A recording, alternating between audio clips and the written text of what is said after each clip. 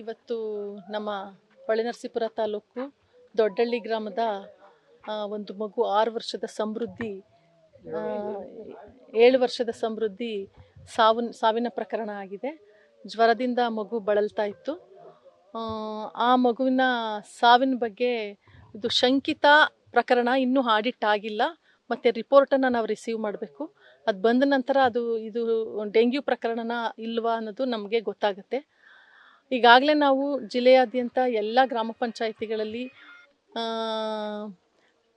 Cleaning, ಚರಂಡಿ cleaning ಮತ್ತು ಸುತ್ತಮುತ್ತಲ ಪರಿಸರವನ್ನು ಕ್ಲೀನ್ ಮಾಡೋದು, ಜನಗಳಲ್ಲಿ ಅವೇರ್ನೆಸ್ ಕೊಡೋದು, ಮತ್ತು ಕರಪತ್ರಗಳನ್ನ ಹಂಚೋದು, ಟಾಮ್ ಮಾಡೋದ್ರ ಮೂಲಕ ಈಗ ನಾವು ಸ್ವಚ್ಛ ವಾಹಿನಿಗಳಲ್ಲಿ ನಮ್ಮ ಸ್ವಚ್ಛ ಭಾರತ್ ವೆಹಿಕಲ್ಗಳೇನಿದೆ ಸ್ವಚ್ಛ ವಾಹಿನಿಗಳಲ್ಲಿ ಪ್ರಚಾರವನ್ನು ಮಾಡುವಂಥದ್ದು, ಇದೆಲ್ಲವನ್ನು ನಾವು ಸಾಗರೋಪಾದಿಯಲ್ಲಿ ಮಾಡಬೇಕು.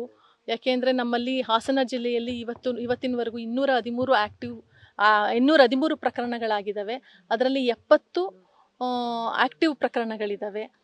ಹಾಗಾಗಿ ನಾವು ಯಾವುದೇ ರೀತಿಯ ಸಾವು ಸಂಭವಿಸಿದಂಗೆ ಮುಂದಿನ ದಿನಗಳಲ್ಲಿ ಕ್ರಮ ಕೈಗೊಳ್ಳೋದಕ್ಕೋಸ್ಕರ ಎಲ್ಲ ಕಡೆ ನಮ್ಮ PDOಗಳಿರ್ಬೋದು, ನಮ್ಮ ನಗರಸಭೆಗಳಲ್ಲಿರ್ಬೋದು ಎಲ್ಲ ಕೂಡ ನಾವು ಪ್ರತಿನಿತ್ಯ ಸಭೆಗಳನ್ನು ನಡೆಸಿದ್ದೀವಿ. ಇವಾಗ ಕೂಡ ತಾಲೂಕು ಆರೋಗ್ಯಾಧಿಕಾರಿಗಳ ಎಲ್ಲ ಸಭೆಗಳನ್ನು ಮಾಡಿದ್ದೇವೆ.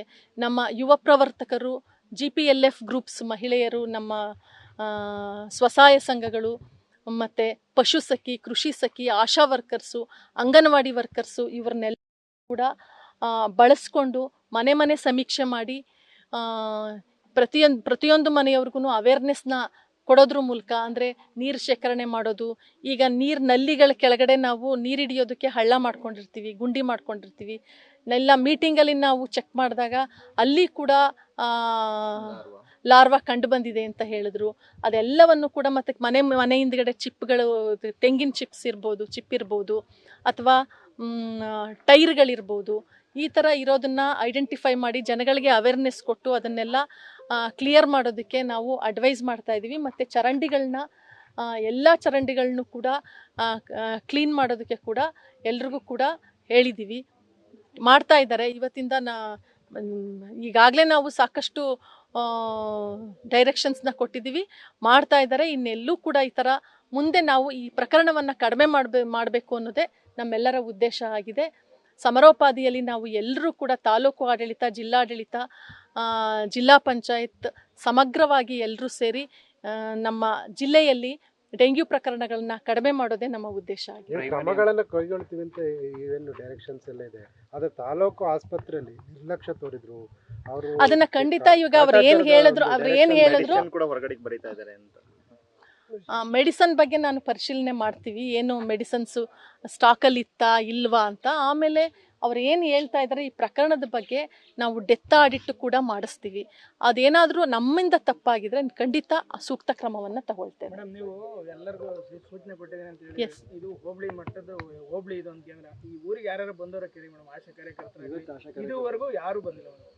ನೀವು ಹೇಳಿದ್ರಿ ಎಲ್ಲ ಕಡೆ ಅರಿವು ಮೂಡಿಸ್ತೀವಿ ಅಂತ, ಇದುವರೆಗೂ ಈ ಗ್ರಾಮಕ್ಕೆ ಒಬ್ರು ಬಂದಿಲ್ಲ. ಇವತ್ತು ಬಂದ್ಬಿಟ್ಟು 3 ಜನ ಬಂದಿದ್ರು. ಅಂದ್ರೆ ಆರೋಗ್ಯ ಇಲಾಖೆ ಏನ್ ಹೇಳ್ತಾ ಇದೆ, ಅದು ಫೀಲ್ಡ್ ಅಲ್ಲಿ ಎಕ್ಸಿಕ್ಯೂಟ್ ಆಗ್ತಾ ಇಲ್ಲ ಅಂತ. ಮೀಟಿಂಗ್ ಗಳಲ್ಲಿ ಮಾತ್ರ ಸೀಮಿತ ಆಗಿದೆ. ಇಲ್ಲ, ಈಗ ಅದಕ್ಕೆ ಏನ್ ಮಾಡಿದೀವಿ ಅಂದ್ರೆ, ನಾವು ಗ್ರಾಮ ಪಂಚಾಯಿತಿ ನೋಡಲ್ ಆಫೀಸರ್ಸ್ ಅಂತ ಒಬ್ರು ಇರ್ತಾರೆ. ಆ ಗ್ರಾಮ ಪಂಚಾಯಿತಿ ನೋಡಲ್ ಆಫೀಸರ್ಸು ಆ ಗ್ರಾಮ ಪಂಚಾಯಿತಿ ವ್ಯಾಪ್ತಿಗೆ ಬರುವ ಗ್ರಾಮಗಳಿಗೆ ವಿಸಿಟ್ ಮಾಡಿ ಈ ಆಶಾ ವರ್ಕರ್ಸು, ಅಂಗನವಾಡಿ ವರ್ಕರ್ಸ್, ಆಶಾ ವರ್ಕರ್ಸು ವಿಸಿಟ್ ಮಾಡ್ತಾ ಇದ್ದಾರಾ ಅಂತ ಹೇಳಿ, ಈಗ ಅದಕ್ಕೋಸ್ಕರ ನಾವು ಆಶಾ ವರ್ಕರ್ಸ್ನೇ ಡಿಪೆಂಡ್ ಮಾಡ್ಕೊಂಡ್ರೆ ಆಗಲ್ಲ, ಅವ್ರಿಗೆ ಮಾತ್ರ ನಾವು ತಗೊಂಡ್ರೆ ಆಗಲ್ಲ ಅಂತ ಹೇಳಿ ಸಮಗ್ರವಾಗಿ ನಮ್ಮ ಅಂಗನವಾಡಿ ವರ್ಕರ್ಸು, ಯುವ ಪ್ರವರ್ತಕರು ಮತ್ತು ಇವರನ್ನೆಲ್ಲ ಸೇರಿಸ್ಕೊಂಡು ಮನೆ ಭೇಟಿ ಮಾಡಿ ಅವೇರ್ನೆಸ್ ಕೊಡುವಂಥ ಕೆಲಸ ಮಾಡಬೇಕು ಅಂತ ಹೇಳಿ ಎಲ್ಲರನ್ನೂ ಕೂಡ ಒಂದು ಟೀಮ್ ವರ್ಕ್ ಆಗಿ THO ಮತ್ತು ನಮ್ಮ EO, ತಹಶೀಲ್ದಾರರು, CDPO ಎಲ್ಲರೂ ಕೂಡ ಜೊತೆಯಾಗಿ ಟೀಮ್ ವರ್ಕ್ ಆಗಿ ಕೆಲಸ ಮಾಡೋದಕ್ಕೆ ನಾವು ಮಾಡ್ತೀವಿ. ಮುಂದಿನ ದಿನಗಳಲ್ಲಿ ಈ ಒಂದು ಇದನ್ನು ಕಡಿಮೆ ಮಾಡಬೇಕು ಅಂತ. ಹಾಗಾಗಿ ನಾನು ಸಾರ್ವಜನಿಕರಲ್ಲಿ ಒಂದು ಮನವಿಯನ್ನು ಕೂಡ ಮಾಡ್ತೇನೆ. ಏನಂದರೆ, ನಮ್ಮ ಮನೆಯ ಸುತ್ತಮುತ್ತ ಇರ್ಬೋದು, ಮನೆ ಒಳಗಡೆ ಇರ್ಬೋದು, ಹೊರಗಡೆ ಇರ್ಬೋದು, ಸ್ವಲ್ಪ ಸ್ವಚ್ಛತೆಯನ್ನು ಕಾಪಾಡ್ಕೊಳ್ಳೋದು ತುಂಬ ಮುಖ್ಯ ಆಗುತ್ತೆ. ಯಾಕೆ ಅಂದರೆ, ಈಗ ಮನೆ ಹಿಂದ್ಗಡೆ ತೆಂಗಿನ ಚಿಪ್ ಇರುತ್ತೆ, ಮತ್ತು ಟೀ ಕಪ್ಸು, ಈಗ ಶಾಪ್ಗಳಿಗೆ ನಾವು ಇವಾಗಲೇ ದಂಡ ವಿಧಿಸಿ ಅಂತ, ಈ ಮುಲಾಜಿಲ್ದೆ ಎಲ್ರಿಗೂ ದಂಡ ವಿಧಿಸಿ ಅಂತ ಹೇಳಿದ್ದೀವಿ. ಯಾರು ಆ ಥರ ಕಸನ ಶೇಖರಣೆ ಮಾಡಿ ಇಟ್ಟಿದ್ದಾರೆ ಅವ್ರಿಗೆಲ್ಲ ದಂಡ ವಿಧಿಸಿ ಅಂತ ಹೇಳಿದ್ದೀವಿ. ಹೌದು, ದಂಡ ವಿಧಿಸಿ ಅಂತ ಹೇಳಿದ್ದೀವಿ. ಅದೇ ರೀತಿ ನಮ್ಮ ಜನಗಳಲ್ಲಿ ಮನವಿ ಮಾಡೋದಂದ್ರೆ ದಯವಿಟ್ಟು ಮನೆಯ ಸುತ್ತಮುತ್ತ ಸ್ವಚ್ಛತೆ ಕಾಪಾಡಿ ಅಂತ ನಾನು ಈ ಮೂಲಕ ಕೇಳ್ಕೊಳ್ತೇನೆ. ನ್ಯೂಸ್ ಫಸ್ಟ್, ನಿರ್ಭೀತಿಯಿಂದ ನಿಮ್ಮ ಪರವಾಗಿ.